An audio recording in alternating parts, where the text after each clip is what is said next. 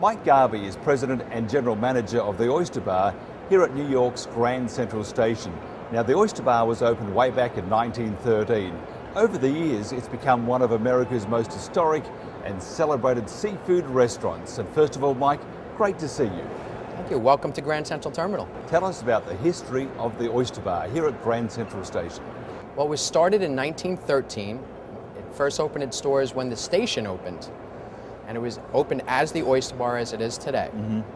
So it's been around for a long, long time, almost Yes. 100 years. Yeah, it's on the lower level of the terminal, Mm-hmm. and I think the idea at the time was there was a lot of oyster cellars throughout the city, All right.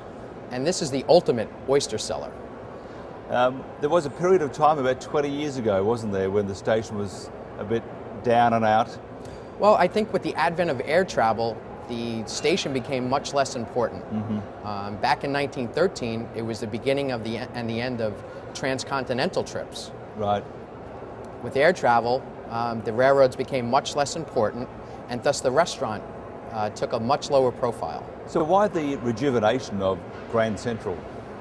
Well, to begin with, the Oyster Bar's rejuvenation came in the early 70s when Jerry Brody took the restaurant over. Mm-hmm.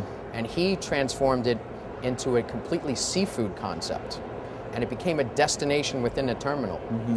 What we see today is the terminal as a destination also.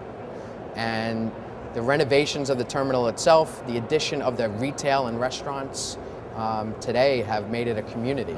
So tell us about some of the famous people that have visited the Oyster Bar. Well, we have a lot of celebrities, a lot of world politicians. Just had a Nobel Peace Prize winner at the restaurant this week. Tony Blair and his family come in. We try to use some discretion as to who comes in and where they want to sit. What makes it so famous? Tell us about, besides the oysters, of course, what else can we expect? Well, it's probably the world's largest seafood menu. And we'll have 30 varieties of oysters every day, as well as 25 kinds of fish, lobsters, crab, all kinds of specialties. And it comes with the seasons that they catch the fish in.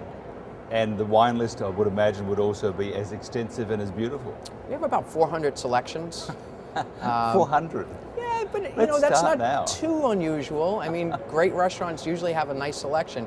What makes us rather unique is we have 70 to 80 by the glass. So you can have a lot of fun there experimenting. All right, if you were to go to the Oyster Bar as a customer, just to give us an idea on what we can have for that really special night out, what would you order? Well, that's a loaded question. And it's only one time I get to go there, right? That's right, only one time, that's it. Okay, well, I'd have to hit the raw bar, for sure. Yeah. I take advantage of their smoked fish. They smoke their own fish at the Oyster Bar. And I would have a pan roast, an oyster pan roast. It's rather unique. You don't find that in too many places, and it's delicious. And what about wine? Wine. Have to have a nice wine. I'd imagine it's white. Not White necessarily. wine, Would Pinot? I would love a Pinot with a pan About roast. now? Oh yeah, I'd love that. I'd probably stick with white when I'm doing the raw bar, Yes. and I might go a Riesling with the smoked fish. Fantastic. And at the end, you'd have a cappuccino?